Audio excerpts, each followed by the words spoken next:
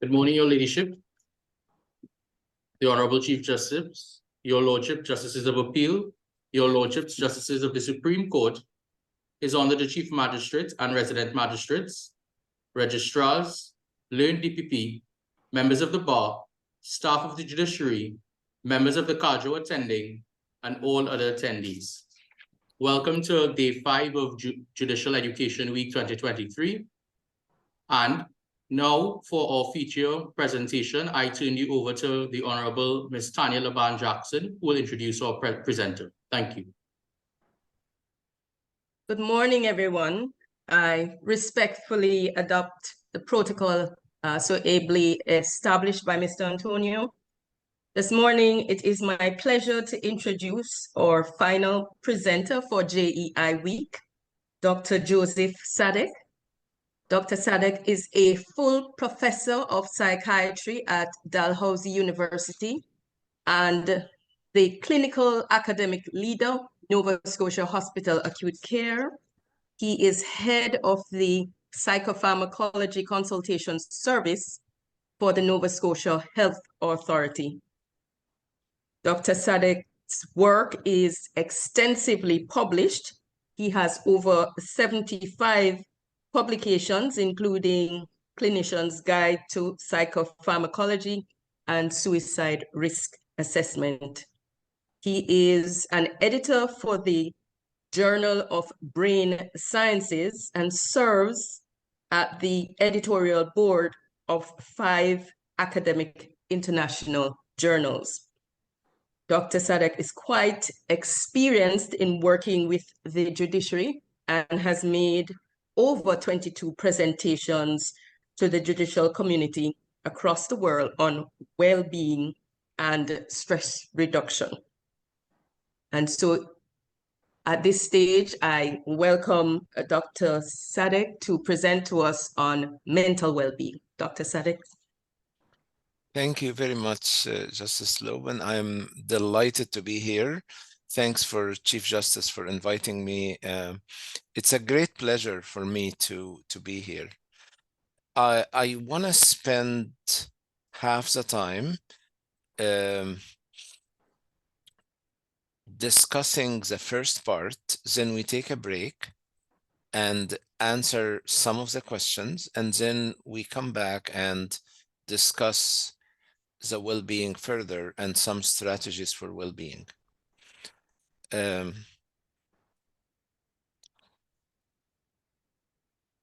topic is quite important, and we need to understand why it's so important.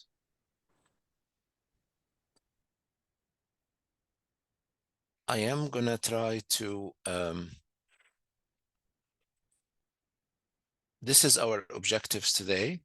We wanna describe factors that affect one's well-being, identify some skills to optimize the use of time, list some specific strategies that promote well-being.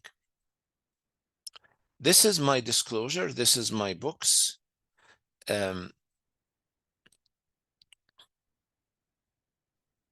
Now we started by understanding that well-being includes our individual well-being. That's our resilience, factors relates to our individual well-being.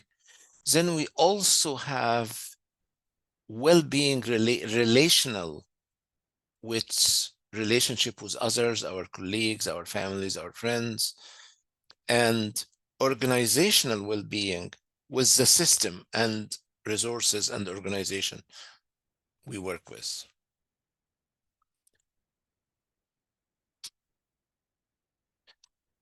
This is important. So I think the 3 aspects of well-being here are quite important. And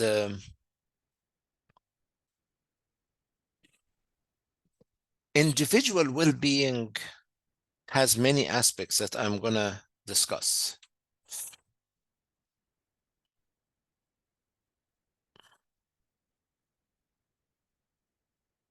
I think I'm gonna stop sharing and I'm gonna share the screen again because it gets frozen.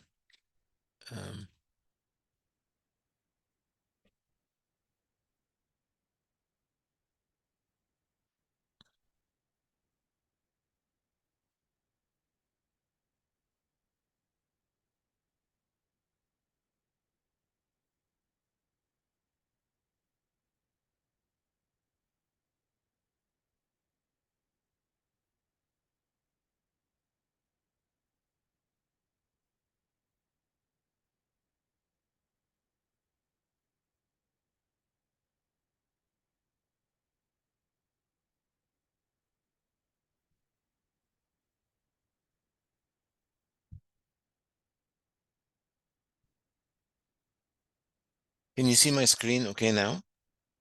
Yes, we can talk. Okay. Thank you.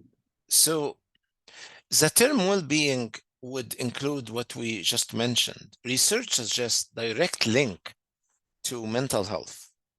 As you know, quality of life decreases following stressful events. Quality of life is a broad term reflecting individuals' overall life satisfaction. It has many domains: physical health, psychological state, social relationship, and environment. Well-being of judges, magistrates, and lawyers is very important. There is an Australian study suggested that this group are at risk of burnout and trauma. Why?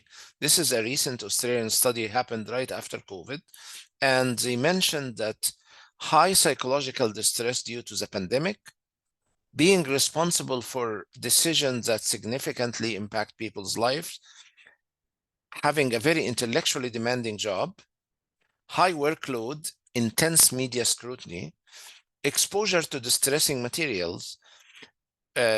So the judges looking at distressing materials, the lawyers discussing distressing material, that could actually can be quite difficult as well. With a very limited opportunity to interact with colleagues. And the ability of the court to fulfill its mission based on the public trust and confidence in judiciaries. And in large part, judiciary earns that trust and confidence by faithfully performing its duties, adhering to ethical standards, effectively carrying out the internal oversight, governance, responsibilities, and review.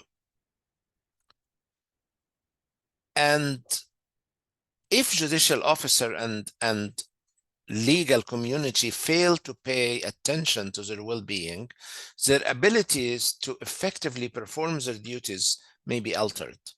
And that would impact public's trust and confidence. And that would be, impacting the job.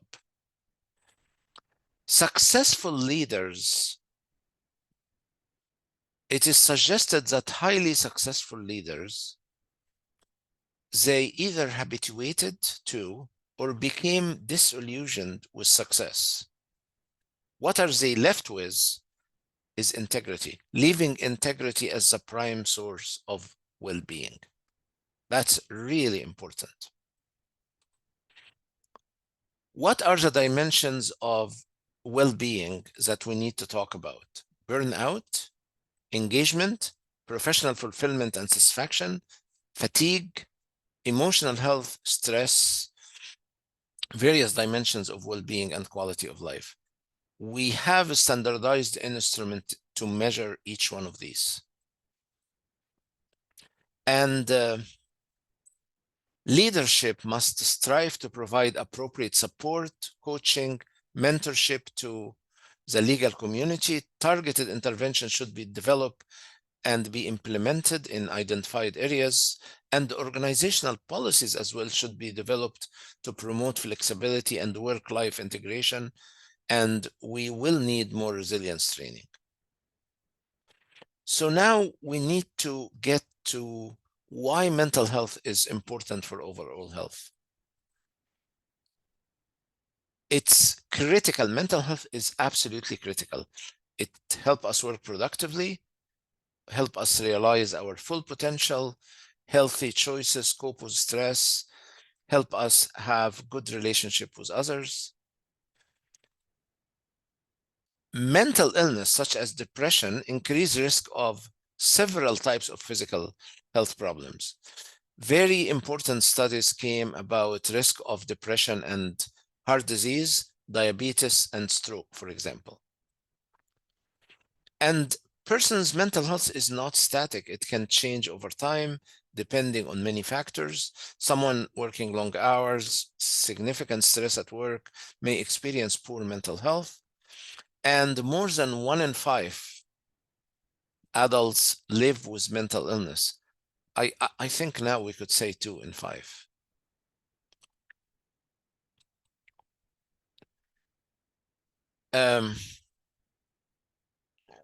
Now, what are the common mental health problems that may impact us?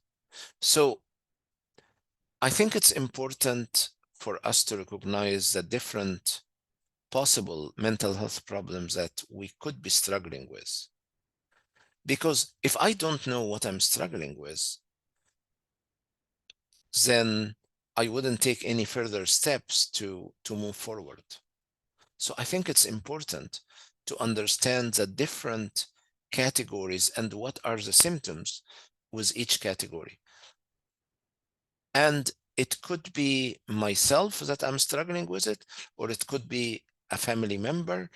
It would help me understand these areas much further, and then I can deal with it in a much better way.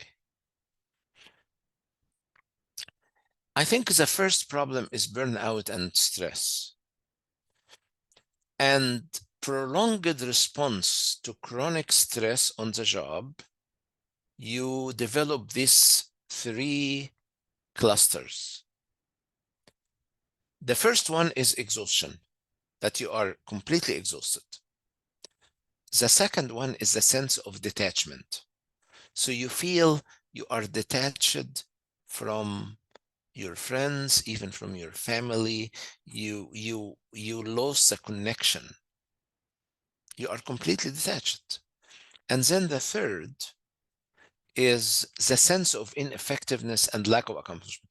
Despite someone, I hear it so much. I talk to people here who are, you know, at different levels, and they tell me, well, I don't think I'm doing much. And I look at them and they are doing so much, but they lost that sense of effectiveness. They feel they are not accomplishing anything.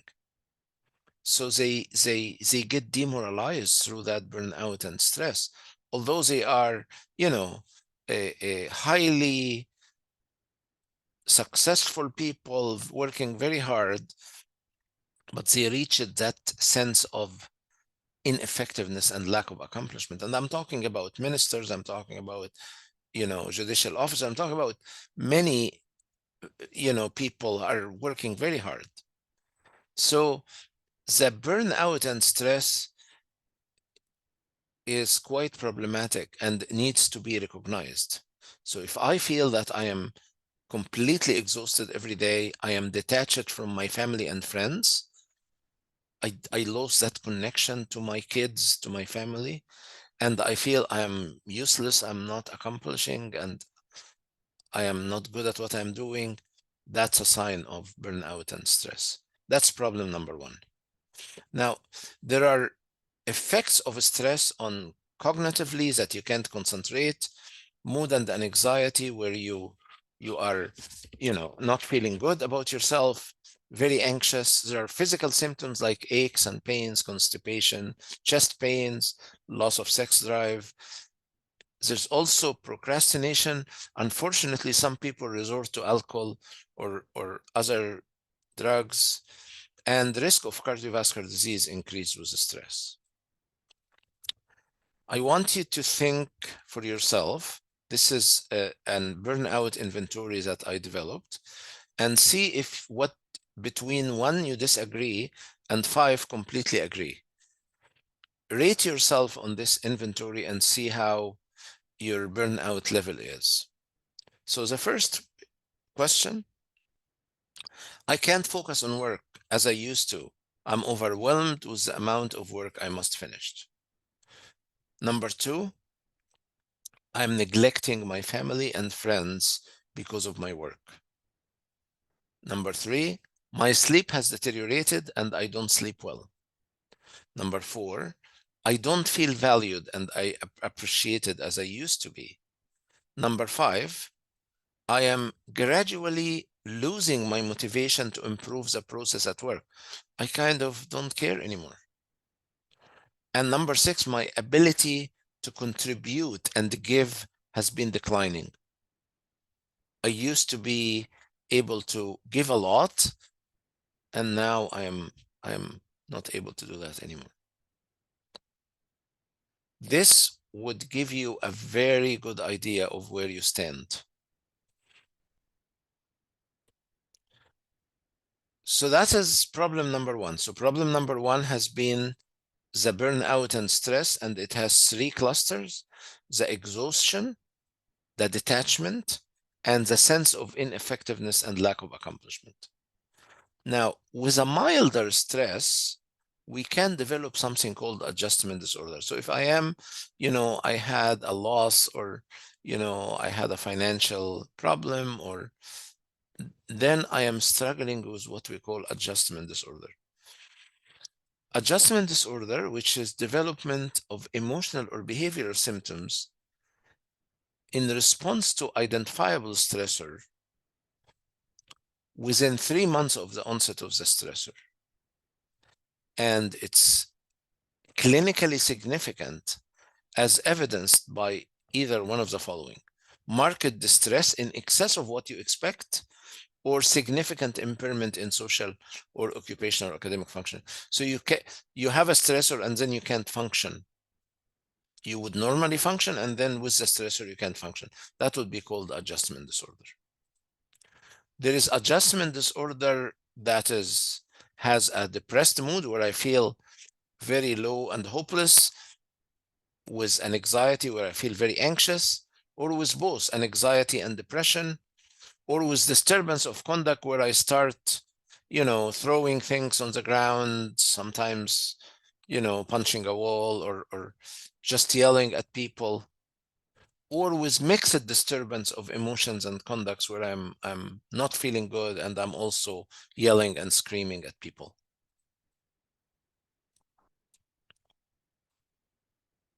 The next problem is a very common problem. This is especially after COVID. I see this so much. It's called generalized anxiety disorder. So the generalized anxiety disorder, you have to have worry about different things. So I ask a person, what do you worry about? And they tell me, I worry about everything. I worry about my job, my kids, my future. There's always something to worry about. It's called excessive worry or apprehensive expectations for more than 6 months. And the idea is that you can't really control your worries. Okay, so I have a mnemonic for it, which is watchers, because you are worried, you keep watching. So the W starts for worry about different things for more than 6 months. A is the anxiety that you can't control.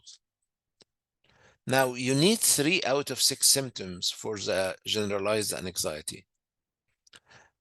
T stands for muscle tension. Tension in the muscle. I feel like my neck is hurting, my back is hurting. I can't, I always have aches and pains, kind of. The C stands for concentration problems, where I can't focus anymore. I'm struggling to focus at work. The H is hypervigilance or irritability. I'm snapping at people. I'm irritable. E stands for energy, lack of energy. So I'm tired all the time. I'm fatigued. I sleep, I come to work, I'm tired during the day. Restlessness, I'm always moving or fidgeting. And sleep problems. The sleep problems could be either I can't get to sleep, or I wake up in the middle of the night, or I sleep okay and then I am waking up at 4 in the morning and I can't go back to sleep. So it's early morning awakening. Any type of those 3 sleep problems can be part of the anxiety. This is a huge problem in every society, and generalized anxiety increased significantly in the last few years. So I'm gonna repeat it again. Generalized anxiety disorder is basically worry and or apprehensive expectations for more than 6 months about different things, and you can't control these worries. It keeps coming back. You have to have 3 out of 6 symptoms: muscle tension, poor concentration, irritability, lack of energy, fatigue, restlessness, and sleep problems. Any three of these plus the worry, then that is generalized anxiety disorder. That is not a small problem. Okay. The next problem is very unfortunately, we have been seeing it more and more for people in your profession, either in the the lawyers listening to trauma and trying to get more details about the trauma, or the judicial officers, again watching a traumatic video, or so this PTSD is a major issue here. Exposure to actual or threatened death, serious injury, sexual violence in one of the following ways: either directly or through witnessing the event, or learning it happened to a close family member or close friend, or experiencing repeated or exposure to aversive detail. That's where you struggle. That's where the struggle of the judiciary and the lawyers and the legal community. Experiencing repeated or extreme exposure to aversive details of the traumatic event. So that's where it comes, the PTSD happens, post-traumatic stress disorder. The symptoms of post-traumatic stress disorders, you would have some of these clusters of symptoms. The first group of symptoms called intrusion symptoms, which memories of so I'm at home and then I get a memory of what I have seen in court today, or a flashback of what I have seen in court today. And or prolonged psychological distress after a cue that reminded me of watching this fire. I smell something burning on the stove, and then I get psychological distress by this cue, kind of this trauma. And that is the first group, was the intrusion kind of symptoms. Memories, dreams, dissociative reaction like flashbacks, prolonged psychological distress. The second group of symptoms of avoidance of stimuli associated with the trauma. So anytime, I remember that neighborhood, I drive away from this neighborhood because this neighborhood reminded me of this trauma. Or you start talking about that, an issue that reminds me of this incident, and I blank, I avoid the whole topic. The third is negative alteration in cognition and mood associated with the traumatic events. So you can't remember some of the things, you have memory issues, you start believing that no one can be trusted, the world is dangerous, persistent negative emotional state, fear, horror, anger, not enjoying anything, feeling detached or estranged from others, and not able to experience any happiness, satisfaction.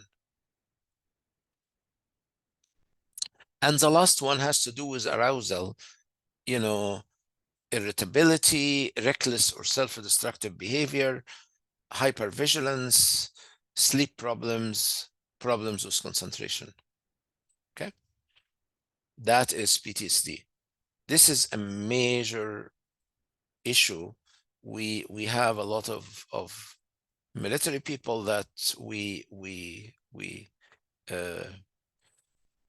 help with this. We have a stress injury clinic just specifically for this. It's a major health issue. So this is problem number 3. We talked about problem number 1, which was the burnout and stress. Problem number 2, which was a smaller one, which is adjustment disorder. Problem number 3 was an anxiety. Problem number 4 is PTSD. So 4 problems so far. Now, the next problem is also a very common problem, which is depression. For depression, you have to have either low mood. So I tell people between 0 and 10, 0 sad and 10 happy, where would you put your mood? And what do you do for fun? What do you enjoy doing? They tell me nothing. I don't enjoy anything. I used to enjoy walking. I don't anymore. I used to enjoy going for a run. I don't enjoy it anymore. I used to enjoy watching sports. I don't anymore. So you have to have either low mood or loss of interest. Plus 4 of these symptoms: poor concentration, so I can't focus. Appetite could increase or decrease. Sleep could decrease or increase. Feeling guilty. I feel like I'm not a good father. I'm not I'm not helpful at work. Feelings of hopelessness, poor concentration, low energy, fatigue. I'm always tired. And the problem with depression is that once it continues, the person gets suicidal thoughts. So I start thinking that it starts that way. I hope that I don't wake up tomorrow. And then, so somebody tells me, well, Dr. Sadek, I wish don't wake up tomorrow. And then a week later, they say, well, I'm starting to think that I'm going to take pills. Now they get us start to have a plan, intent, and suicide can be very, very dangerous because 15 to 20% actually could be successful in completing suicide in depression. Now, we move to an area where I wrote 3 books on this topic because it's such an important topic. And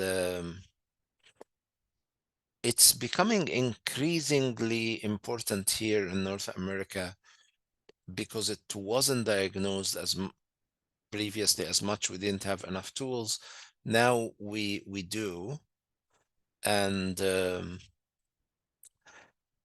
it's called ADHD, Attention Deficit Hyperactivity Disorder.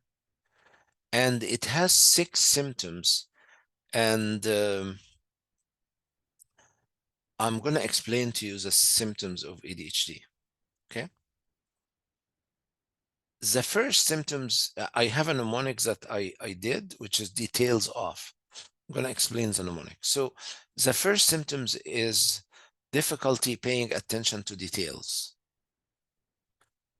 or making, careless mistakes. So I prepare a report and the report is not complete. The report is missing some important details. The second is being easily distracted. So what distracts me? I could be distracted by noise, movement, or my own thoughts. Very, very common problem. So I'm doing my work, somebody walks by, I'm distracted. Task avoidance. So if I have to sit down and do a report, I try to push it away and I don't do it until I must do it. So the last minute, kind of. I try to avoid these tasks as much as I can. The next item is not listening when spoken to directly. So you lose instructions because you are not listening. Someone is telling you something and you're not listening. The next item is losing things. So one of the common things is the bank card. We ask people if they lost their bank card. Here in Canada, we have a number replacement card on the bank card. So I tell people, have you lost? He said, yeah, I'm number 29 now. So they lose the bank card 29 times. They lose the wallet, the keys, the phone is very common. Losing things. If I don't put it at the same spot, I could never find it. Difficulty sustaining attention. So I could focus, but my focus is very limited to first few minutes, and then I lose focus. And the next one is organization problems. That the office is a mess. My desk is so messy, and I have some difficulty with organization. Then the next item is memory issues, but it's a short term. So I forget appointments, I forgot sometimes to pay bills, or I forget, you know, short-term stuff that happened recently. And the last item is starting projects and not finishing it. So people tell me that they, start learning guitar, they do 2 lessons and then they stop. They start projects and they any hobbies, they start doing a painting and they never finish it. Some people start reports and they never complete the report. So those are the 9 symptoms. How many you need? You need 5 out of the 9.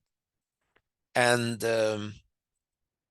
this has to be for at least 6 months and should impair functioning. So it affects a person as either work functioning, the academic functioning, social functioning, or occupational functioning. This part is the attention part. The hyperactivity part, I think I'm skip, because a lot of the hyperactivity remits over time, but the inattention continues. Okay. So those are, I wanted to make sure this is what we call, an axis 1 disorder, a problem that these are common problem, happens to so many people. I think identifying them is important. The second group of problems, and then we are going to take some questions, because, the second group of problems is called personality problems. Okay. We have 3 distinct group of personality problems. There is something called cluster A, second one is cluster B, and the third one is cluster C. I don't think I'm going to talk about cluster C. Those are people who are avoidant or dependent on others, or the avoidant people are very socially, anxious. They are very afraid of scrutiny. They like to, be liked at first, then they get involved with others. The dependent, they want somebody to take care of them, and nice people. And the third one in this cluster is called obsessive compulsive, and that obsessive compulsive personality can't delegate tasks. They hoard things. They can't throw their old books even. They the obsessive compulsive,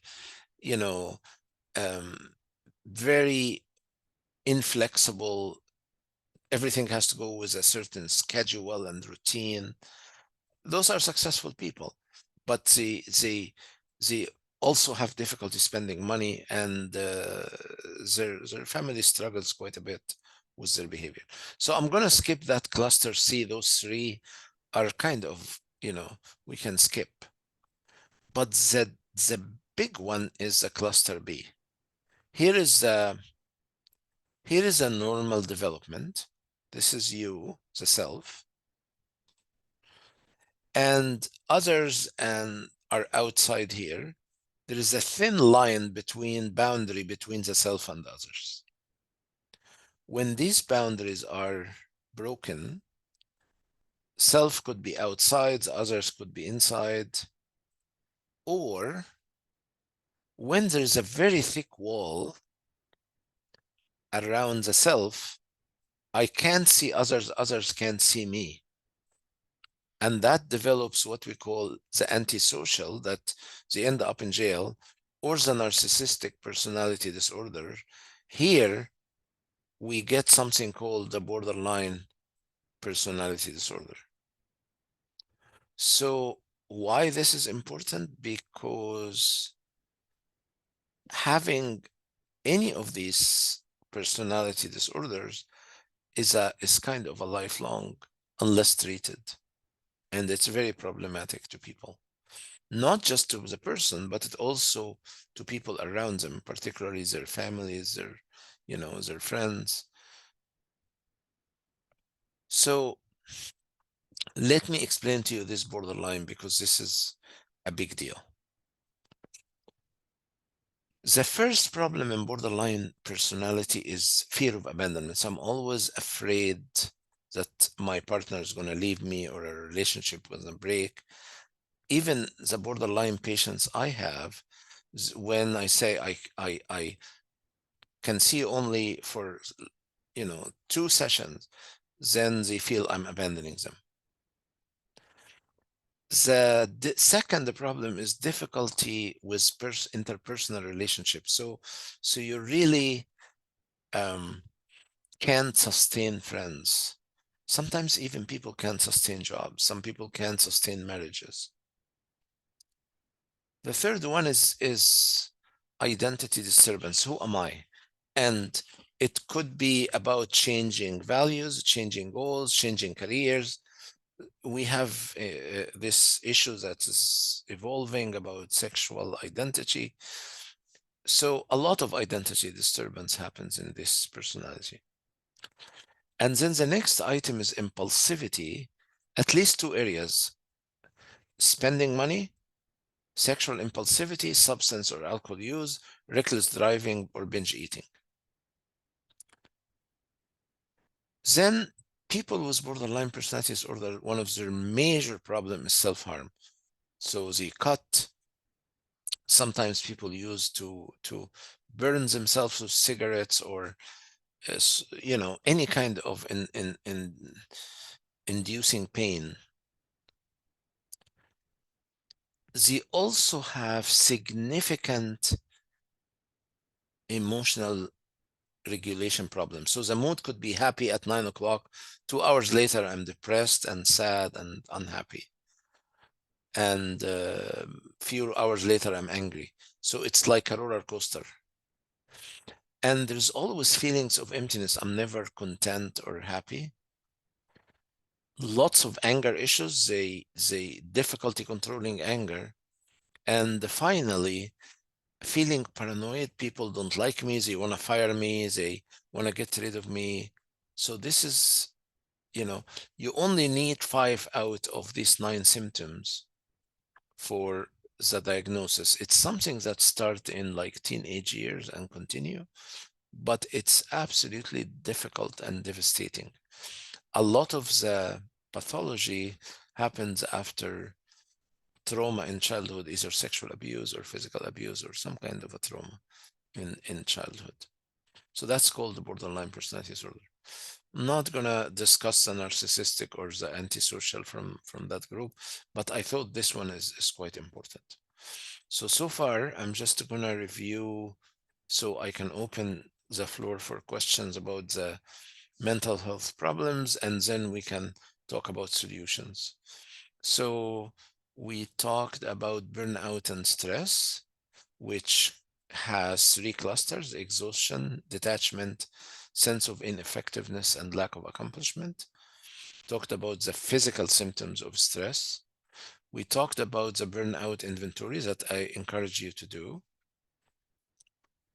We talked about what is an adjustment disorder and the different types of adjustment, with depressed mood, with anxiety and depression, with disturbance of conduct when I start yelling at people or do bad things, or mixed disturbance of emotion and conduct.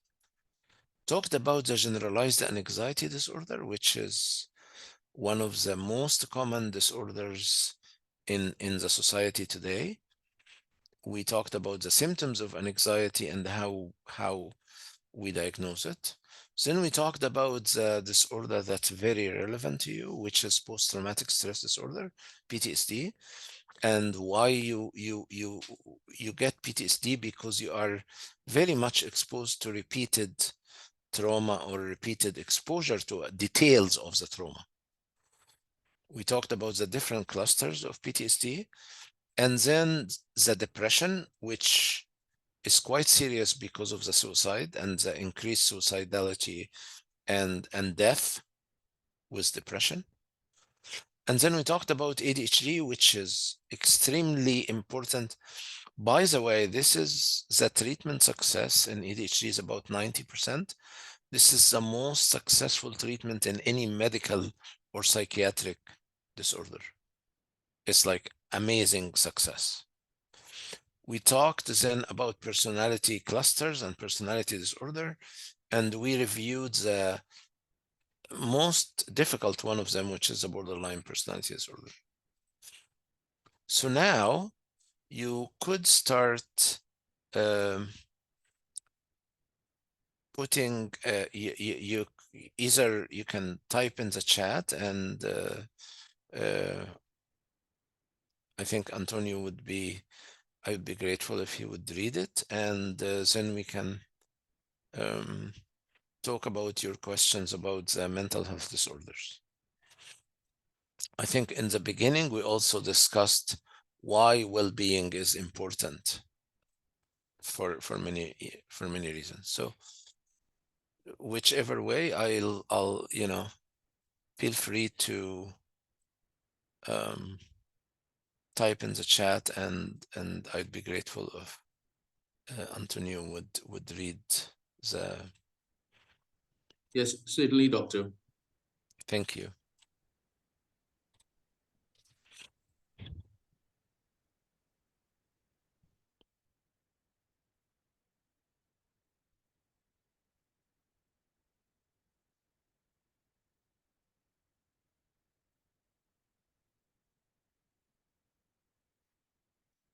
I mean, you can also unmute yourself if you feel you want to discuss something. You could unmute yourself and ask any question you wish to ask. Doctor, you mentioned the treatment success for ADHD is 90%. Is it that persons without need to be medicated forever, or? That is a great question. No, not necessarily medicated forever, but the success of what we call psychostimulants is 90 to 95%.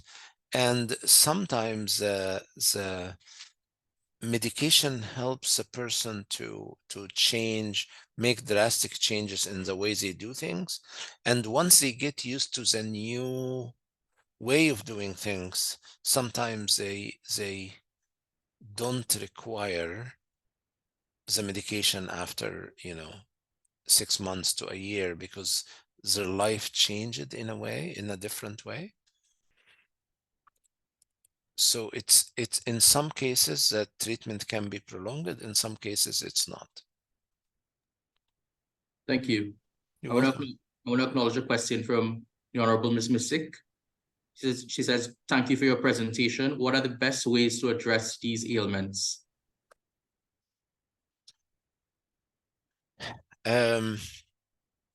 Depends on which one. So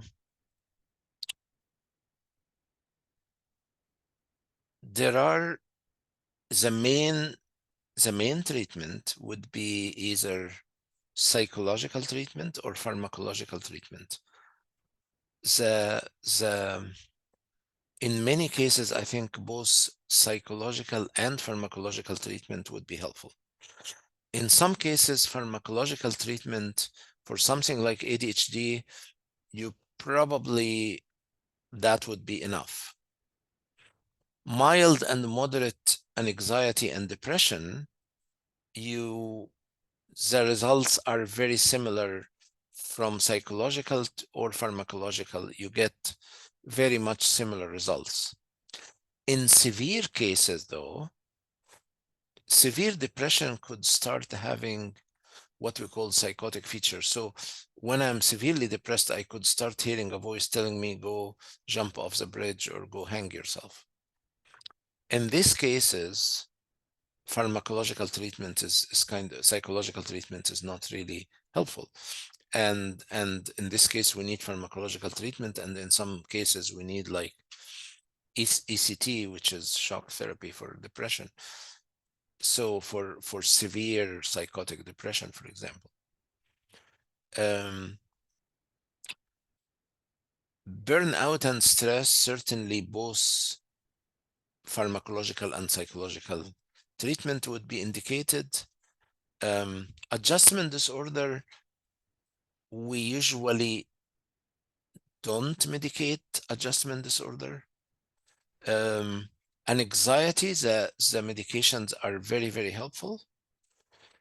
PTSD requires more than one medication, and psychological treatment can be also very important here, depending on the severity.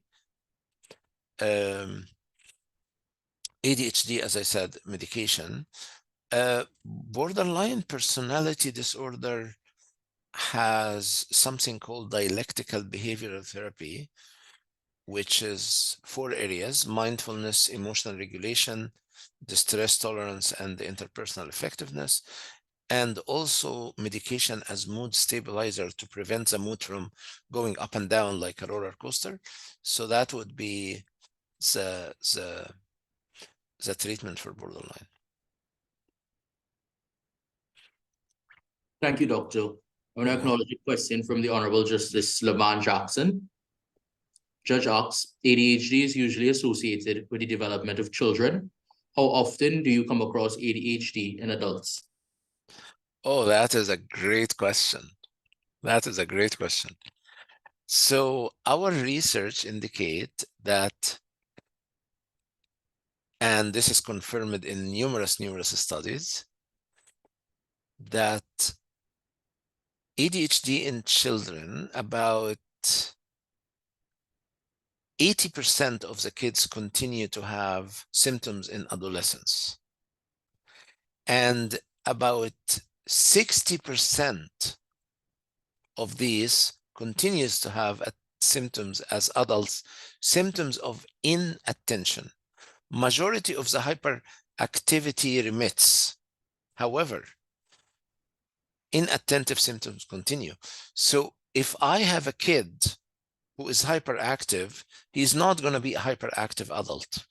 Or majority of the hyperactivity, this jumping up and down and being so hyper, this is going to go away. But if I have a daughter that is inattentive and she can't focus in school, in many cases, that would continue to adulthood. And so now we are treating adults for the inattentive symptoms quite a bit. That is a significant issue, which we didn't have enough grounds or research in the past to do that. But now it's one of the most common issues that we are dealing with in the society right now. So do we treat adults? Absolutely. Do adults continue to have inattentive symptoms? Yes.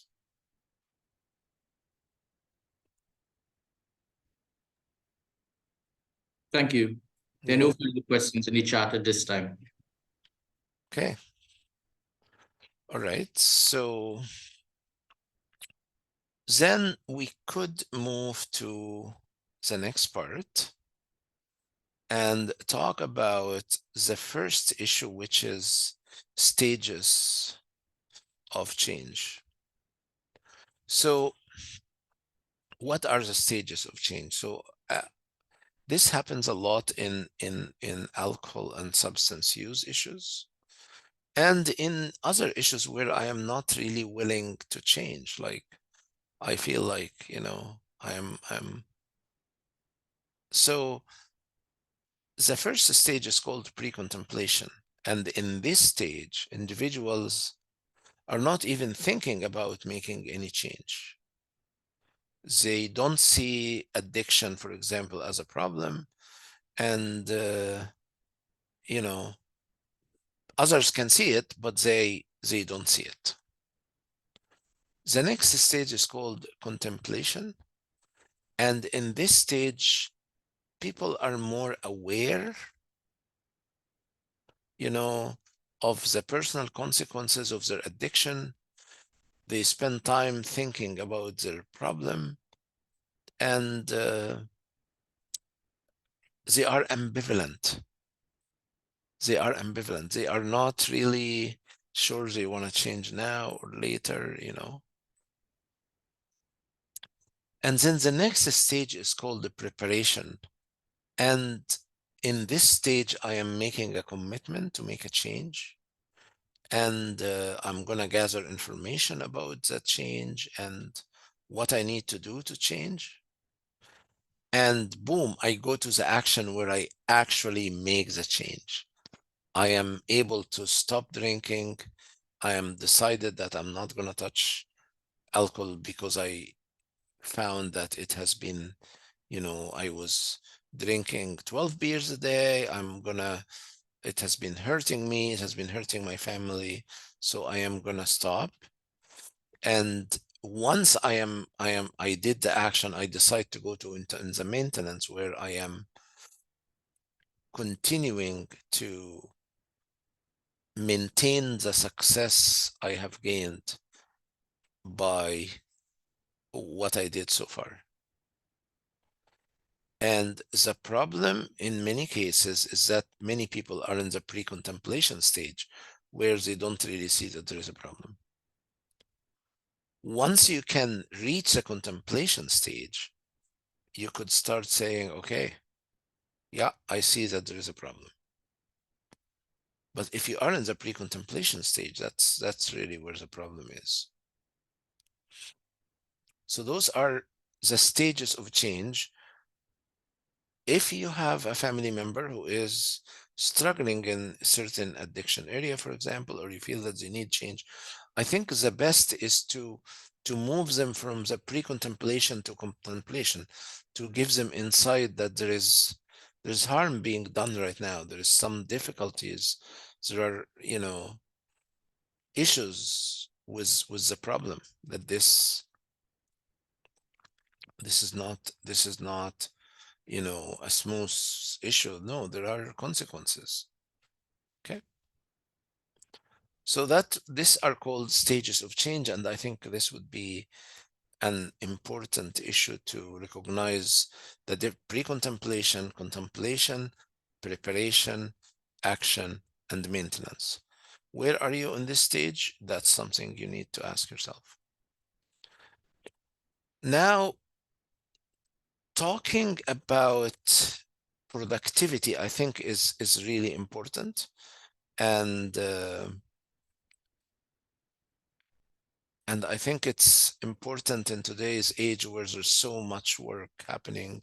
We have to achieve so much, and we need to kind of improve our time management. So we have a time management questionnaire that we ask ourselves: how many hours a week are I working? How many hours a week I spend with my family? How many hours a week I do spend on social and leisure activity? What other priorities take up time in my schedule? And unfortunately, many people don't know these numbers. So if you ask yourself, do you actually know how much time you spend working, or how much time you spend on social or leisure? If you analyze that, you will get a very good idea. You know, there is a suggestion that came from the Royal College of Physicians to actually take 3 days of your week and record exactly how much time do you spend on each of these, and then make a table so you can have a clear idea of how much time you do in every area. We have 5 skills to optimize the use of time: organization, prioritization, scheduling, goal setting, and overcoming procrastination. The organization skills include physical organization skills. So my cluttered desk needs to be organized, and the mental organizational skills where I am putting off all kinds of thoughts and focusing on one thing at a time, trying to just think about that one area. The prioritization is an important issue. We have the tasks could be important or not important, or urgent and not urgent.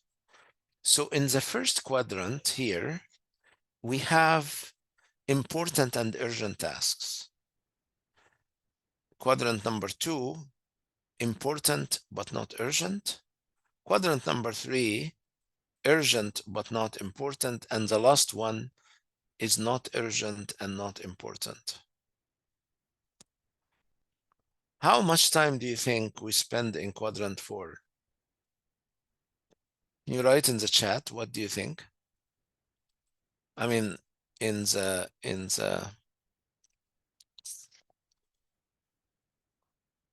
we have research on this. How much time people spend in the tasks that are not urgent and not important?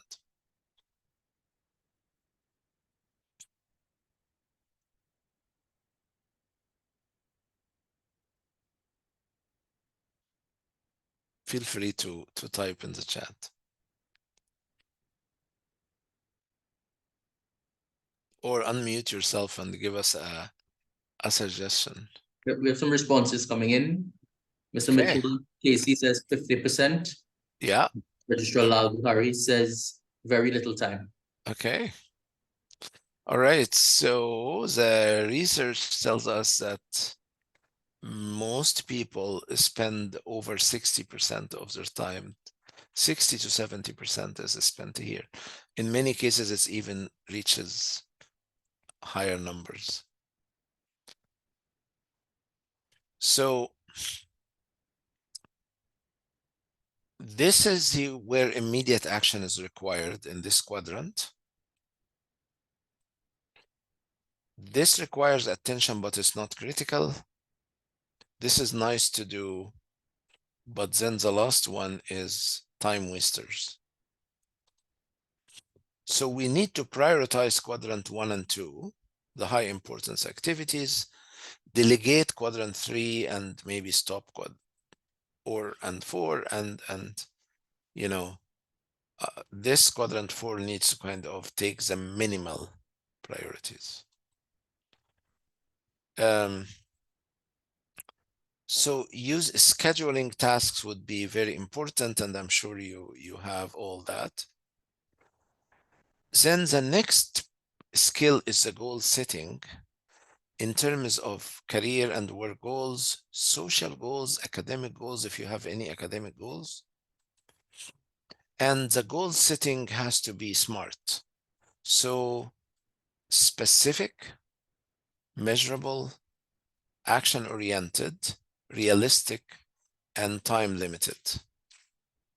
So again, specific, measurable, action-oriented, realistic, and time-limited. Would anyone be able to write in the chat a smart goal you think you can think of? It'd be very helpful to others to have a smart goal, because I think it's part of this organizational skill.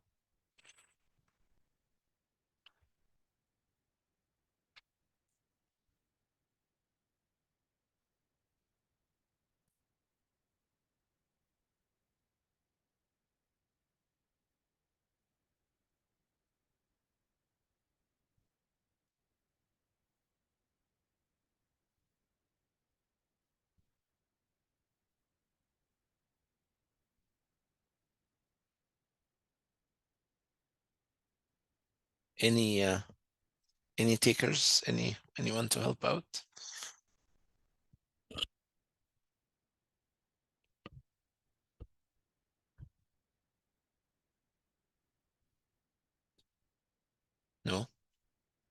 All right.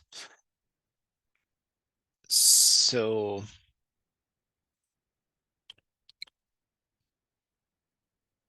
if I say I want to publish 5 papers by the end of 2024, then this is very specific, measurable, action-oriented, realistic, and time-limited. So that would be a SMART goal.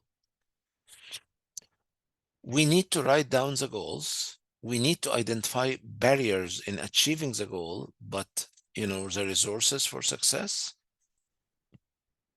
Break down the goal into manageable steps or milestones. Set deadline for each milestone. Build in accountability. So a colleague, for example, could be helpful. And evaluate your progress regularly to revise your plan as needed. So this would be kind of important to write it down, identify the barriers, break down the goals into manageable steps, set deadlines for each of the milestones, build in accountability, and evaluate the progress. One of the big barriers here is the procrastination. Sometimes we procrastinate because that reduces anxiety, or we have, remember this obsessive compulsive personality disorder I talked to you about? Some people just keep working at something because they want it perfect, and so they never finish the task. Some people have no self-awareness that they are procrastinating.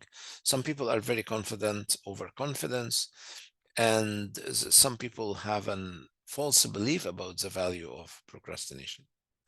So we have some anti-procrastination strategies, and I think this is really important. The first step is that I need to forgive myself for procrastinating in the past, because we all feel guilty of some degree of procrastination if we procrastinated. The second is promise yourself a reward if you complete a difficult task. So I reward myself with a nice cup of coffee if I have a difficult task that I'm avoiding, and then I say, well, no, okay, I'm gonna do this. Once I finish it, I'm gonna reward myself with a piece of cake or a coffee. Sometimes you want to ask someone to check up on you. Sometimes a peer pressure would work, that you have to finish this report by Monday, and ask my secretary to make sure I have it done. Tackle tasks as soon as they arise, rather than build it up over time. Minimize distractions. So turn off the email, social media, all the distractions.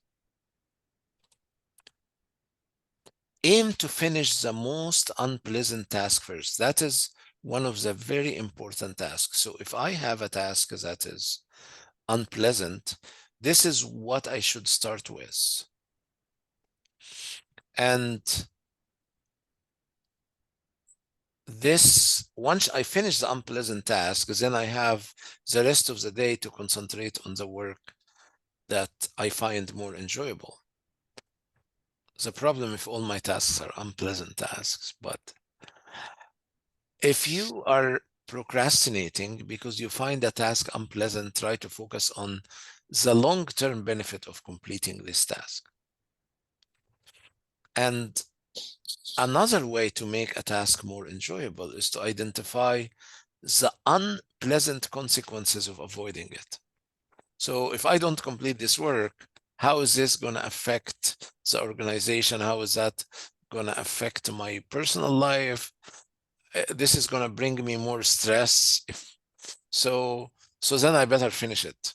I might as well just get it done, because if I keep putting it off, I will have very unpleasant consequences. So either I could think about the benefit of completing the task, or the unpleasant consequences of avoiding the task. Okay, so those are kind of, you know, very simple strategies for the anti-procrastination strategies. So if you wanna remember them, if anyone wants to put in the chat those anti-procrastination, if you remember any of them, would be very helpful for the rest of the group to, so at least we leave with some solid, simple memory of different things.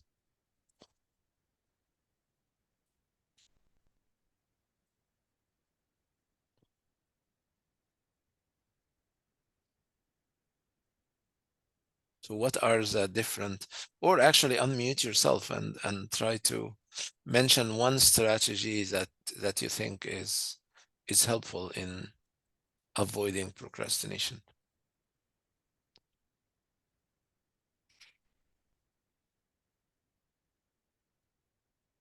We have a comment from Mr. Rana who says to set targets. Very good, thank you. That's excellent. Any others?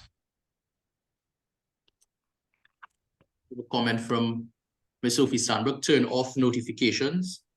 Yes, perfect. That is perfect. Hi, morning. Thank you. Hi. Yes, Oh, go ahead.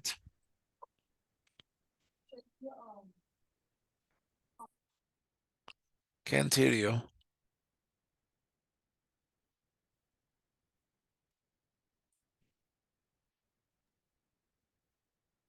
And cell phone, yeah.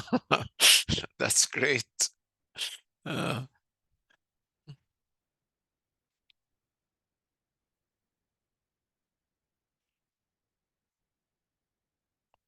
Anyone remember anything else? Thank you. Set specific and realistic time of the day and stick with it. I think that is excellent as well. The 5-second rule, yeah. Excellent. Specific time to check the email. Very helpful as well. Have a friend and colleague hold you accountable. Check in. Yes. This, I do that myself, actually.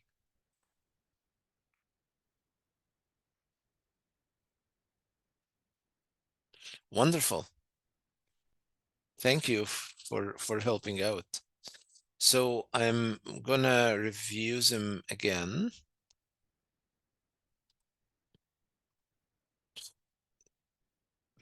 We could also promise ourselves a reward. If you like cheesecake, like me, that would be nice to motivate for as an anti-procrastination strategy. Once I finish the most difficult task, I get a piece of cake. Ask someone to check on you, act as you go, minimize distraction. You all mentioned all of these. We also thought that we could start with the most unpleasant tasks first. Always remember the long-term benefit of completing the task and the unpleasant consequences of avoiding these tasks. So now I wanna, if I am struggling with some issue, what are the barriers of seeking support? Why am I not getting the help I need to get? I think one of the big barriers is lack of time. We are all so busy. The second barrier is stigma, because I feel like if I'm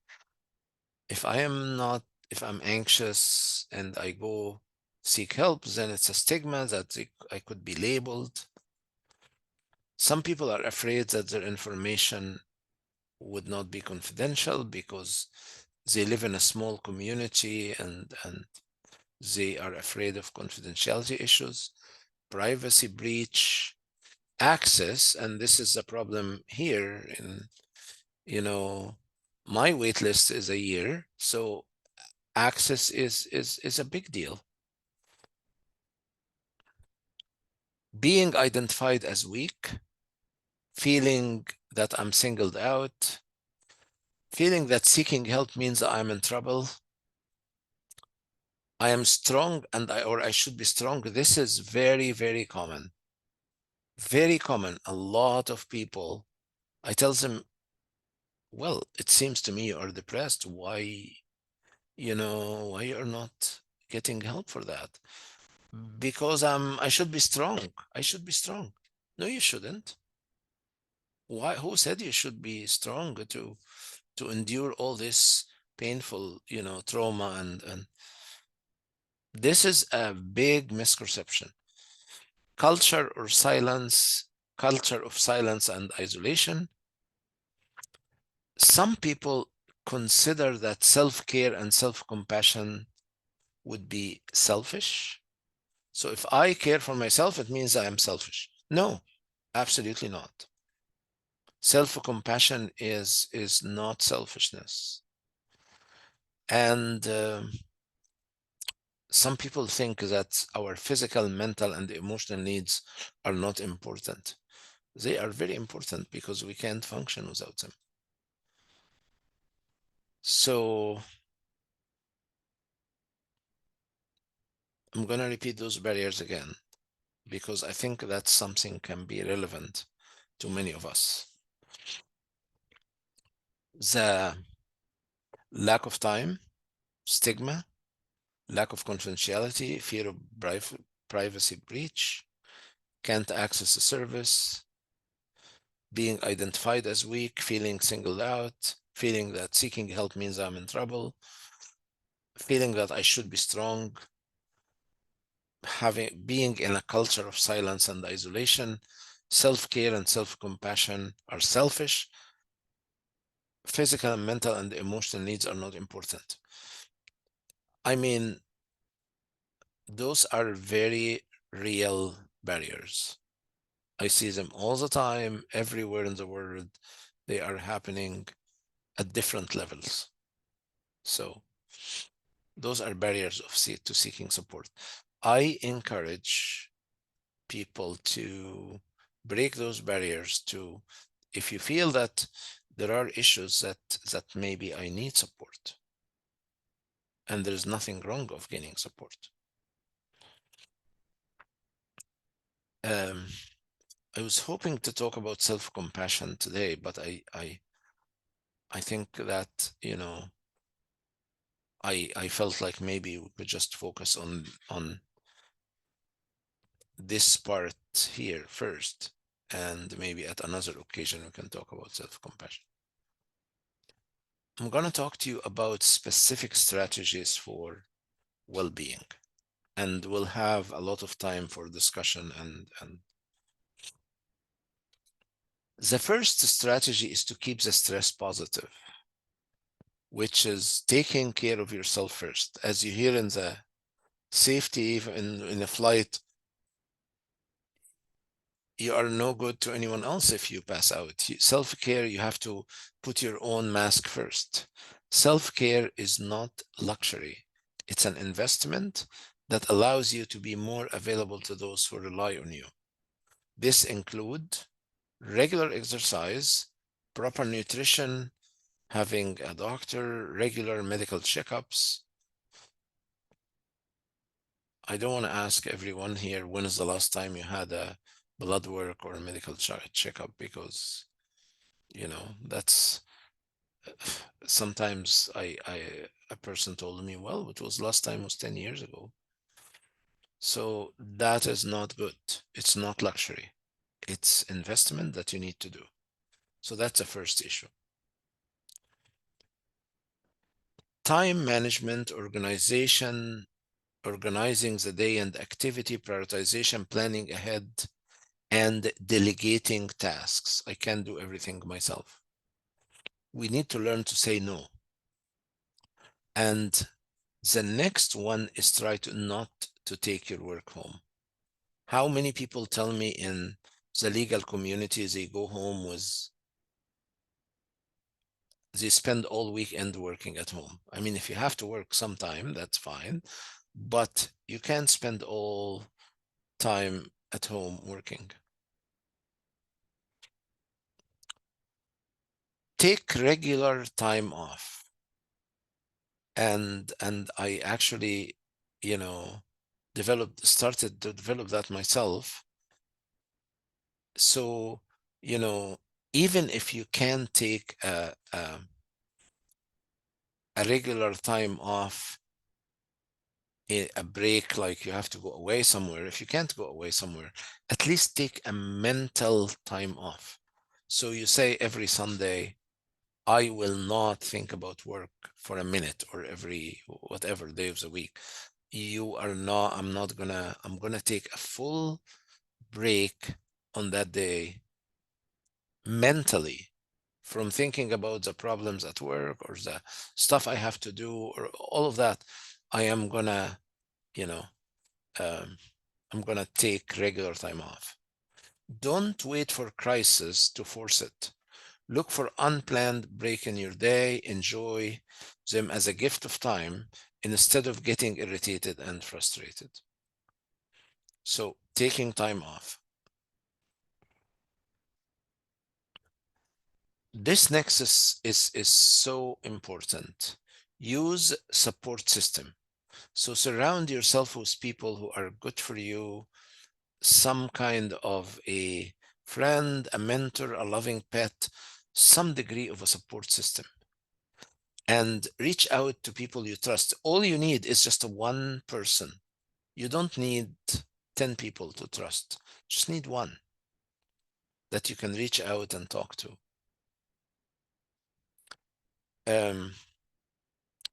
One of the new strategies that we started implementing here and started actually in Boston and spread across many areas in North America, something called peer support system.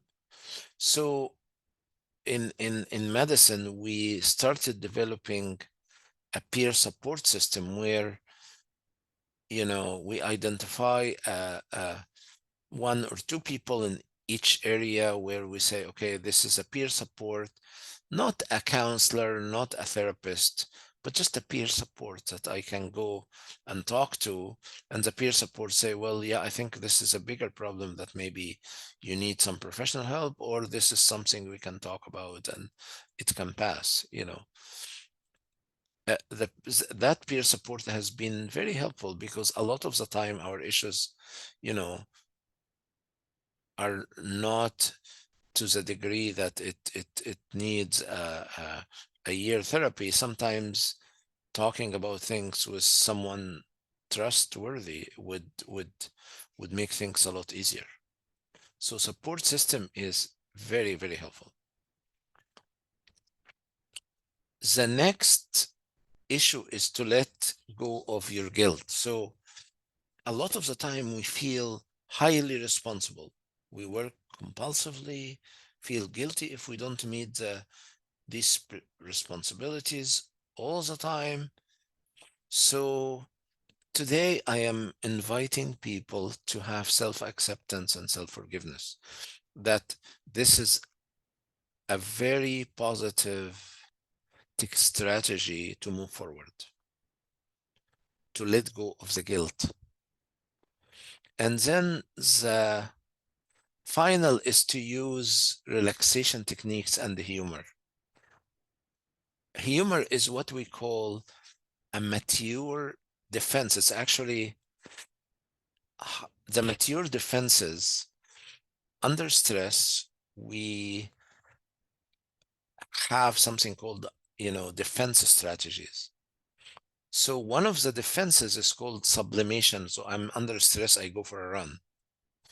Humor is a second mature defense, which is very helpful to, you know, I go watch a funny movie, I laugh. Humor can be a very helpful mature defense. Meditation and relaxation techniques is also another very mature defense. there is suggestion that at least 15 to 20 minutes daily using any type of relaxation strategy can be very helpful.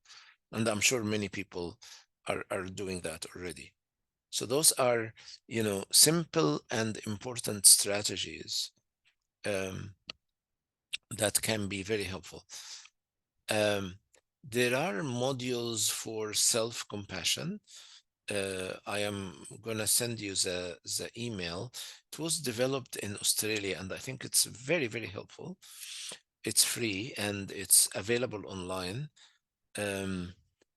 And I will leave you to do that yourselves, because this self-compassion is I think extremely important and extremely helpful. It's not luxury. And so it's 11:30 here, so I'm gonna stop here and take questions and discussions. So feel free now to unmute yourself and we can chat and Thank you so much, Doctor. We now open the floor for questions. pleasure.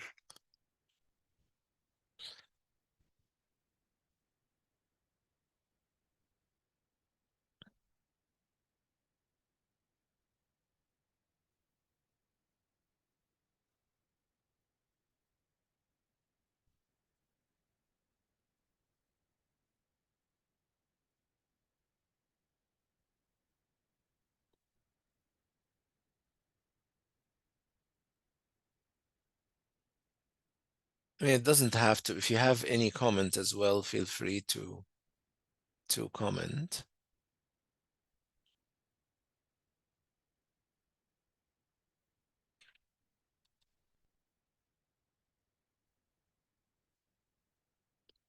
I mean, I can ask you questions.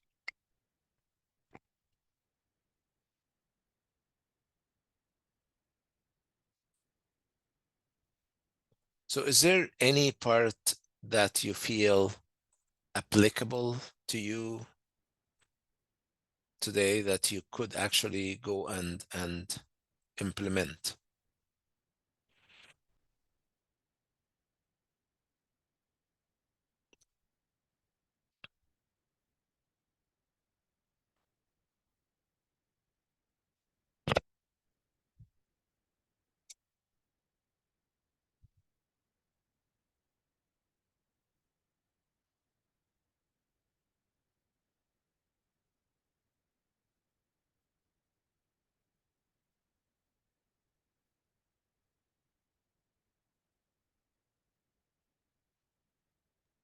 Dr. Siddiq, we have some questions coming in the chat. Okay. Ms. Sophie Sandbrook asks, time management is always an issue. She comments, sorry, time management is always an issue, and I will certainly be sharing some of your tips with my colleagues. And Justice Silichan asks a general question. Stress is a regular feature of the life of almost every lawyer and judicial officer. Many have utilized yoga, Tai Chi, and other holistic approaches to assist with stress management. To what extent are these and other alternative therapies supported by scientific research, and do you recommend them? Okay, that is a great question. So there is empirical evidence that some of the non-pharmacological approaches are helpful in stress reduction, with particular, you know, the most evidence has to do with mindful meditation. And in these cases, when there is no specific development of a full disorder, so having symptoms that does not meet the threshold criteria for a disorder, and once we have a threshold criteria for a full disorder, then these techniques can be a supplement, can be supportive, but then the main strategy of the disorder would be either a full psychological or pharmacological for mild and or moderate, or specifically pharmacological for severe form of the disorder. So I think that's really very good question. And so if I develop out of the stress, I become depressed. So if I have some depressive symptoms, but does not meet the threshold criteria for depression, some of the meditation and mindfulness can be, helpful. But once I meet the threshold criteria for a mental disorder, then I need, if it's a mild or moderate, then I could use pharmacological or psychological approaches, and or severe, then I would definitely need pharmacological approach. And I could always supplement with any of the holistic and alternative therapies, but wouldn't be the main kind of treatment. So I think that's a very helpful kind of question. Thank you very much for asking that. Thank you. We have a second question from Ms. McKeown Mills. What would be your suggestion for addressing a situation where someone is clearly severely struggling mentally, but is afraid of seeking help due to the fear of breach of confidentiality or embarrassment? That is a very common issue. That is a very common issue. And it's in some areas where it's a small area and everybody knows everybody and the psychologist knows, sometimes we could resort to a help at another area. So a different geographical area where I could do virtual care by, through seeing someone in Canada, for example, or in a different country, or if I am so scared in the area where I live, I could find another area far away where nobody, I'm more comfortable that nobody knows me there. You could certainly do that. There are very good resources, for example, in the US that are virtual. Happy to provide you with those. And they are actually not, they are very reasonably, priced, and produced by some good universities for exactly that kind of reason. So you could see a therapist from a different country or different jurisdiction. Now remember that a professional working in that area, if they breach, they would lose their license to practice. So that the chance of this happening should be very, very, very small. But if that's a real concern, I think it's fair to seek help somewhere else. Thank you. The next question is, there is not enough time in the day to do everything, and so many times it gets so overwhelming and I feel unaccomplished. Though I know I put in more than 100% daily, I still can't meet deadlines as often as I would like to do. What do you suggest?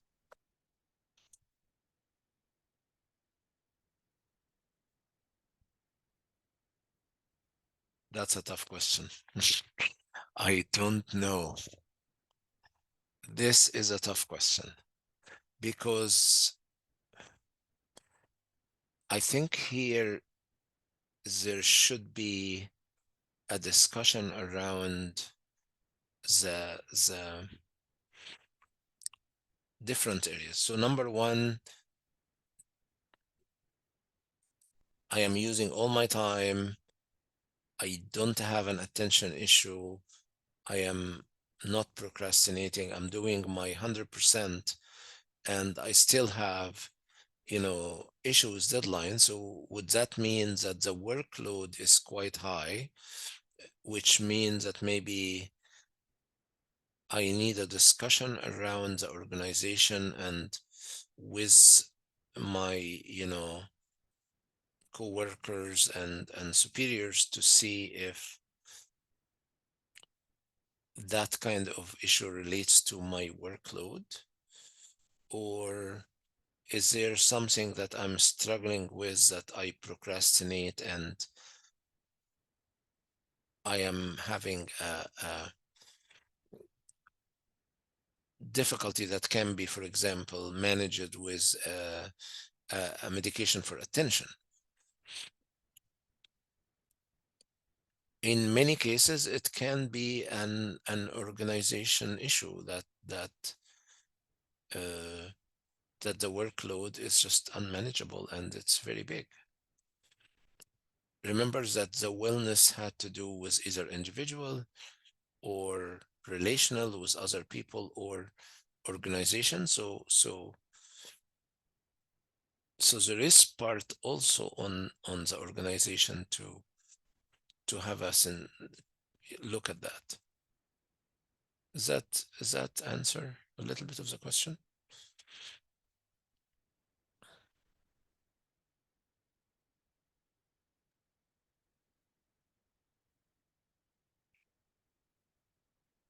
I hope it does. If it doesn't, please feel free to ask a follow-up.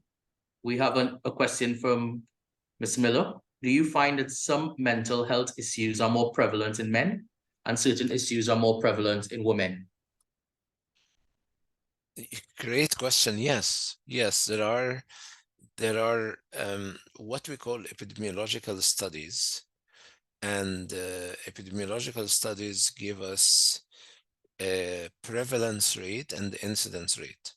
So prevalence is what is the current existing cases, and the incidence is new cases developing. And for example, in the borderline personality disorder, it happens more about 3 to 1 in women. ADHD has been also about 3 to 1 in men. Antisocial personality disorder is much higher in men than women. So there are differences in the prevalence of mental illness between men and women. Yes, that is. There is a study that called National Comorbidity Study. If you actually Google the National Comorbidity Study, you will get all the rates of different mental disorders in both men and women. It's a really nice kind of quick look at this. But thank you for asking that. That's a great question. Thank you.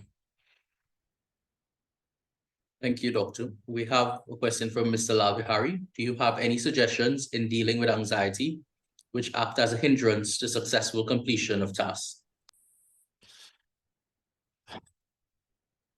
I mean, my real suggestion for an anxiety is medication treatment. So we have different classes of medication that are, it's really a shortcut. There's something called SSRIs, selective serotonin reuptake inhibitor. And there is something called SNRIs, which is serotonin norepinephrine reuptake inhibitors. And those are very effective in managing an anxiety. They have some side effects, but the side effects are very manageable. Some stomach upset for a little bit, maybe decrease libido for some time, but the benefit is quite a bit in terms of the anxiety. The second approach is called cognitive behavioral therapy, where with the CBT, I challenge the catastrophic thinking that I have about an anxiety and learn to cope differently So if you go to want to buy a book on the issue, you can do your own CBT. There's something called an anxiety workbook, and with an anxiety workbook, you could buy it online and start working on how to change the way you think about different things that produce an anxiety, and how is that going to lower your anxiety level. The difficulty with that, it's a lot of work. I mean, it's very successful and it stays for life, because once you get the skill, it continues. I myself like medications, but you know, I think both are good.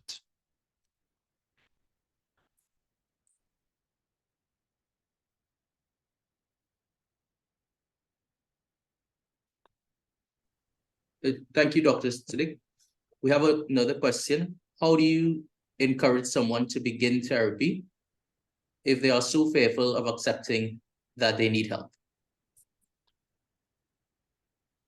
So the question is, do they think, remember today we talked about the stages of change, and that's the reason I brought the stage of change.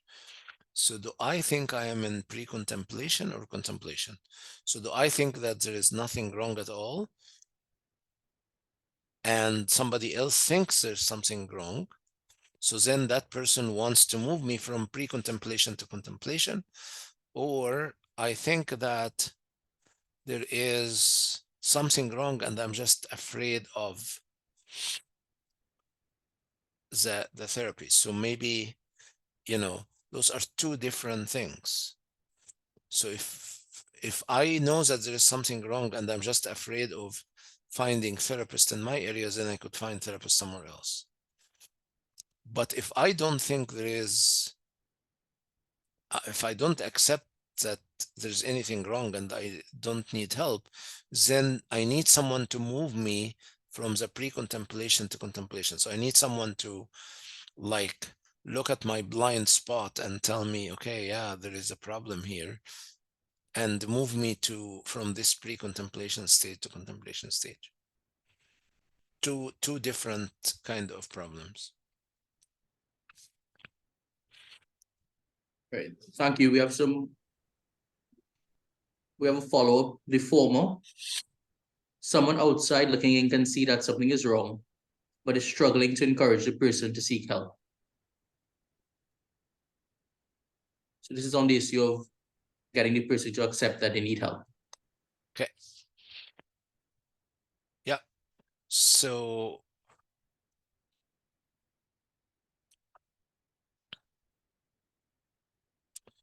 that is, so if I care about that person, I need to talk to them and tell them, listen, I think that there is, it's not just me, there's other people seeing that there is an issue here, that maybe, you know, gently, with no judgment or no attack. It's just as a kindness and with empathy, I am telling people that, yeah, I think I see you are really struggling with this. Maybe you need to talk to someone. I mean, at the end of the day, we are all humans and we struggle with human issues. This is human issues. We are not metal. We are simply humans. Thank you. We have a follow-up on the person who expressed feelings of being unaccomplished, although they complete 100% of their task. And that person indicates that it's not an issue of procrastination. I don't procrastinate. I've organized a timetable which I follow to the letter. Okay. So that gets us to the second area where we need to have a discussion with our colleagues about work distribution and workload, and with the management, that, you know, that maybe there's more people needed in that area to divide the work equally among them. Thank you. We have some questions that persons have asked to be read anonymously. First would be, what would you do to remove the constant guilt that you should always be doing more, and that taking time off is letting down the team? This is about changing the way we think. This is all about the cognitive work that I need to do with myself. This is not going to happen overnight.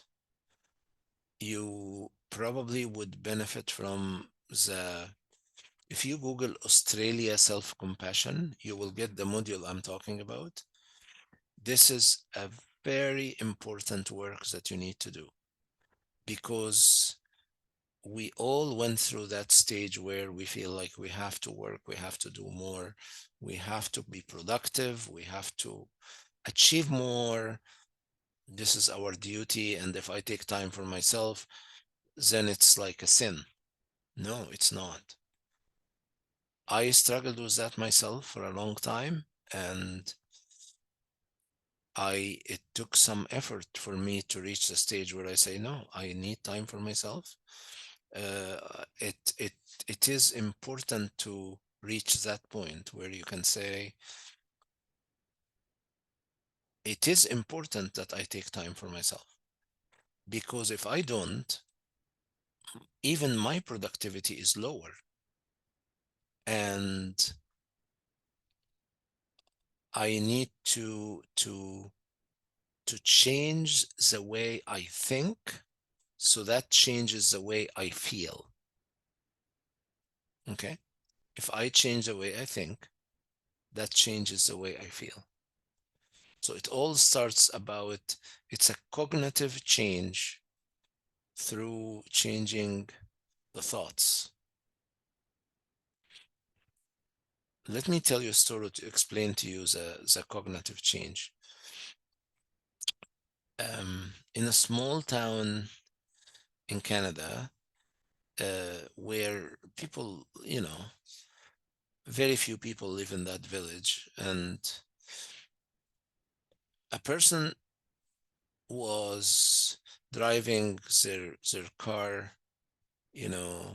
got a problem, and they are waiting on the highway for like 2 hours. Nobody's coming, very upset. And then they notice their next door neighbor is driving by, and the next door neighbor does not stop. They see that they are in trouble, and the next door neighbor continues driving by very quickly. So our friend there got very upset that the neighbor ignored him while he is in trouble, has been waiting 2 and 3 hours on the highway, nobody's helping. How could my neighbor do that to me? And started, hating their neighbor. When they got home, so how would we feel in that situation? I'm feeling terrible, I'm angry, it's all that I'm thinking, that my neighbor kind of betrayed me and ignored me. Now, my neighbor, I discovered when I got home that his son was bleeding massively, and they had to take him to the hospital, and it was a matter of life or death. So he couldn't stop, because every minute would count. After you learn that, how do you feel? So now the thoughts about the situation changes the way you feel about the situation. And so this is the whole idea about changing our thoughts, changing our feelings. That's a cognitive component in our mind. Thank you. The second person asks that children or adults with ADHD appear to focus well on some tasks and disregard others. Is this intentional, and how can this be managed? Would you mind repeating it? Certainly, children or adults with ADHD appear to focus well on some tasks and disregard others. Is this intentional, and how can this be managed? No, it's not. It's usually not intentional. It's usually a problem that relates to the task that requires sustained attention or more focus they kind of try to avoid. And the management is managing the ADHD. So through, you know, through medications, basically.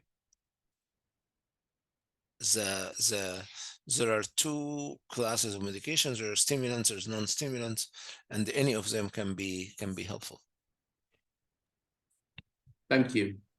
Well, Question for the learned DPP. Some workplace stressful situations are management induced and sometimes oblivious to that management. How could this be addressed? Firstly, by the victim or employee, and secondly, from the management for the overall well-being of all.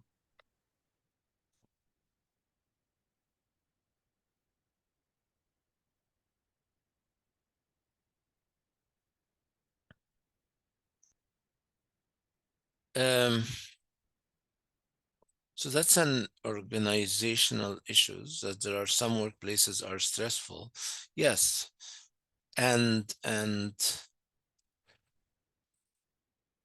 I think that starts with a discussion and with proposing solutions. So sometimes I need to be also part of the solution. So if I could think of a way that I could, you know, have a meeting with my colleagues, brainstorm about how can we improve this situation, get my colleagues on board. So then we have a group of people who share the same vision, the same view, and then we can start also sharing the same strategies for solutions of how we can make this more pleasant, less stressful, and then present it to, if we have a good, you know, ideas and plans, I think it would be worthwhile in a non-hostile environment to present it to the management and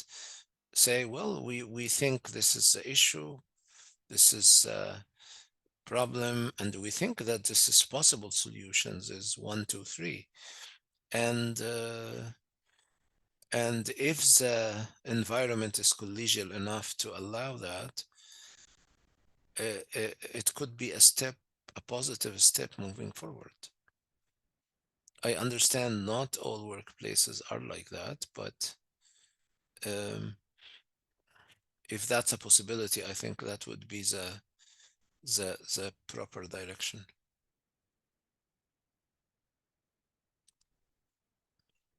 Thank you. And we have a comment, and this is on the issue of a bit of a contrast to the persons who do extra at work. There's a contrary with persons who do the bare minimum at work for whatever reason. So if you can comment on that, Doctor, we'll be very grateful. I mean, that's a performance management issue. So I think that in many places, work measure performance of their staff, and so here I'm, you know, in my hospital, I measure the performance of everyone, and we, if someone is doing bare minimum, we would like to know if this person, this is their capacity, that they can do more, or that they just, you know, they are having some problems, or they don't like what they are doing and they need to move to a different area where they could be doing more, or that this is a personality kind of issue, or this is a defiance that they don't want to work. And there are strategies for each scenario, and that's a human resource issue. So that should be dealt with human resources of the organization.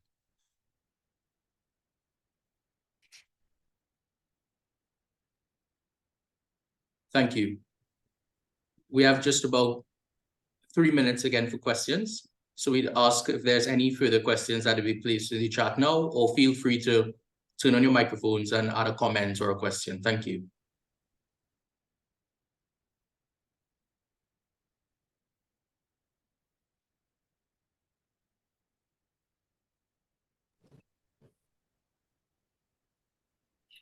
Yes, just one comment. Go ahead.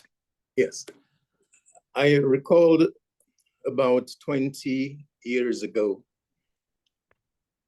I imposed the death penalty on a prisoner. That's death by hanging. Having done that, I repaired to my chambers. So soon thereafter, the registrar entered and asked me whether I am okay. I paused before answering, not being sure as to why she asked the question. So I said, "What is wrong?" She said, "Well, what you have just done." She said, "But sir, you have just imposed the penalty." I said, "Oh." She looked quite concerned about what I had done and my welfare. I replied that, "Well, it is just my job." She said, "Yes, but you are so calm about it."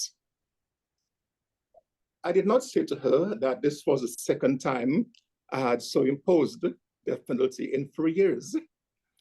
But it shows the impact of your action on someone else, who might be, in a way, impacted by your action, whilst you yourself are not so impacted. It's just a comment. Yes. Yes. Thank you for sharing your comment. Yes. Yes. Thank you. Thank you, Doctor. There are no further questions. Thank you. So I'd like to thank you for your contribution, and for a formal vote of thanks, I'd like to hand this over now to Ms. Tanya Carter, the Executive Director of the Office of the Chief Justice. Thank you. Thank you. Thank you, Antonio, and good morning to everyone. It is my pleasure once again to give a vote of thanks after what was a very informative session at our JEI week. So to Dr. Sadiq, we say thank you for your presentation on an area which is important to us all, as we understand, or ought to understand, that our health is of paramount importance. I trust that we will take your very useful guidelines that you have provided and put them into use to invest in ourselves, with the ultimate goal being to improve our overall well-being. We are indeed grateful to you. Thank you to everyone who joined us this morning in our session on mental health and well-being. Thank you to all our attendees. And on behalf of Her Ladyship, the Chief Justice of the Turks and Caicos Islands, the Chairperson of the JEI Committee, as well as the members of the JEI Committee, we say thank you. I now hand you back over to Antonio, who will take us into our closing ceremony this morning. Thank you very much. It has been a great pleasure. Thank you so much, Ms. Carter. Thank you once again, Doctor. Take care. Thanks very much. Bye-bye. Thank you. Bye. Good morning, everyone. We would go directly into the closing ceremony in just about 1 minute. Thank you very much.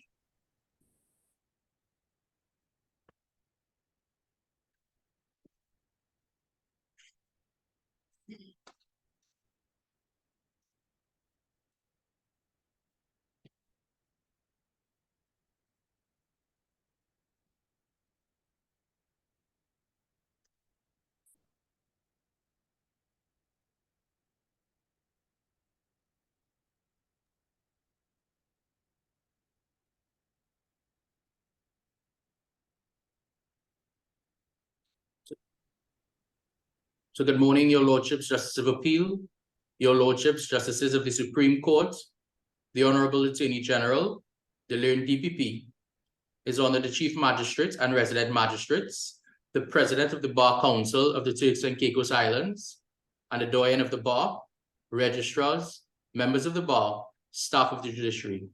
Welcome to the closing ceremony of JEI Week 2023, and I now hand you over to the Honorable Chief Justice and Chairperson of the Judicial Education Institute, the Honorable Chief Justice. Thank you, Antonio.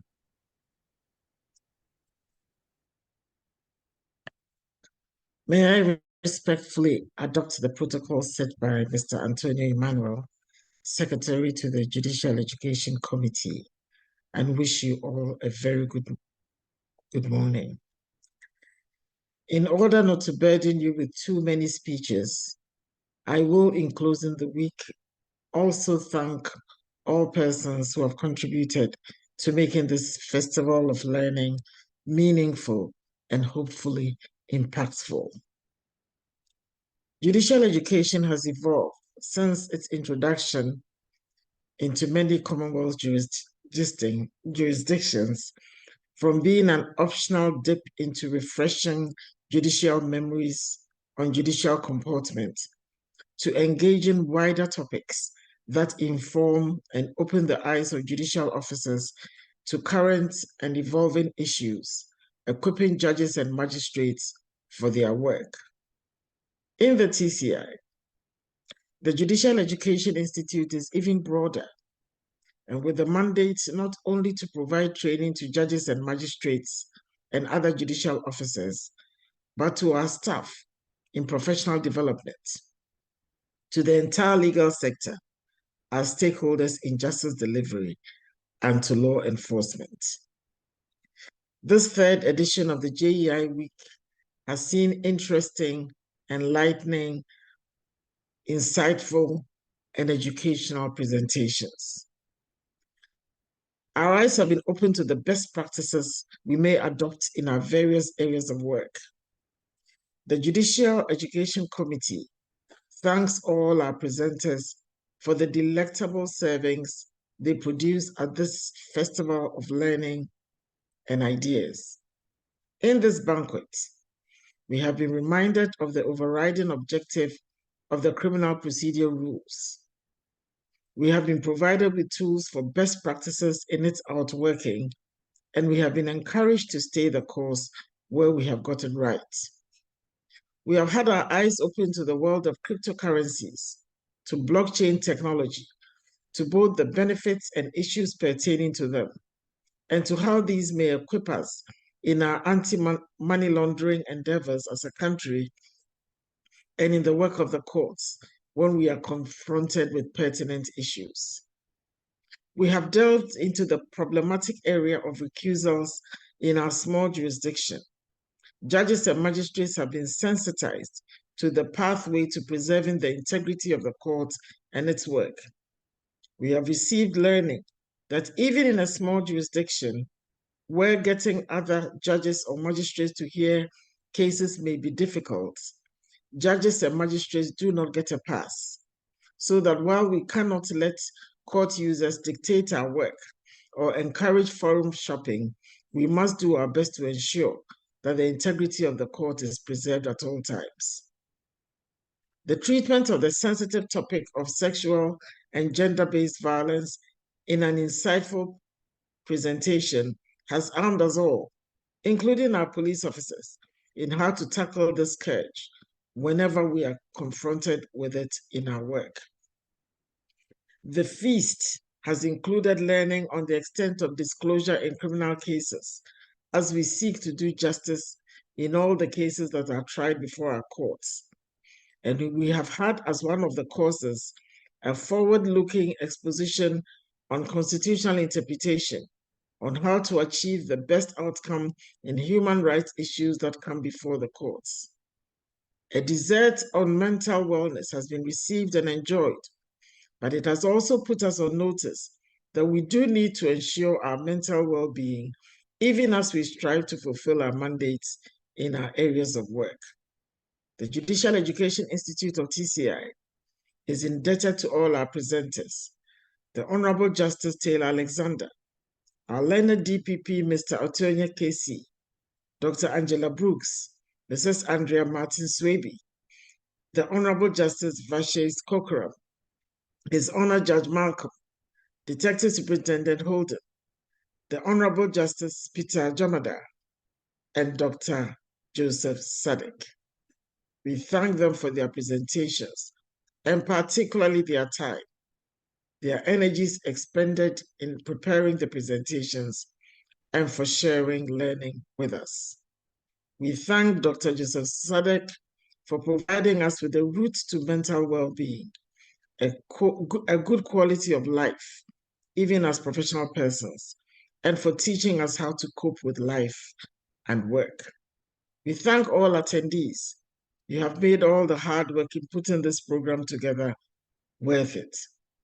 Once again, we thank our stakeholders, and in particular, the Honorable Attorney General, the learned DPP, the President of the Bar Council, and the Dean of the Bar for their continued and unflinching support of the work of the judiciary. I take this opportunity to thank Mr. Antonio Emmanuel, Secretary to the Judicial Education Institute, for his hard work and for being my writer in running this institute. Thank you, Antonio. I also take the opportunity to inform all, once again, that there is a new website of the judiciary dedicated to learning, a complement of the TCI Lee, which reports our cases.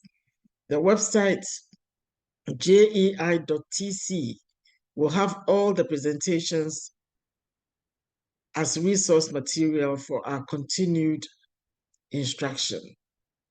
I now regretfully announce that JEI week has ended. I however assure all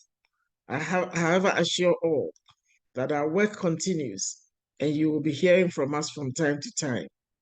Thank you all for your participation and for your attention.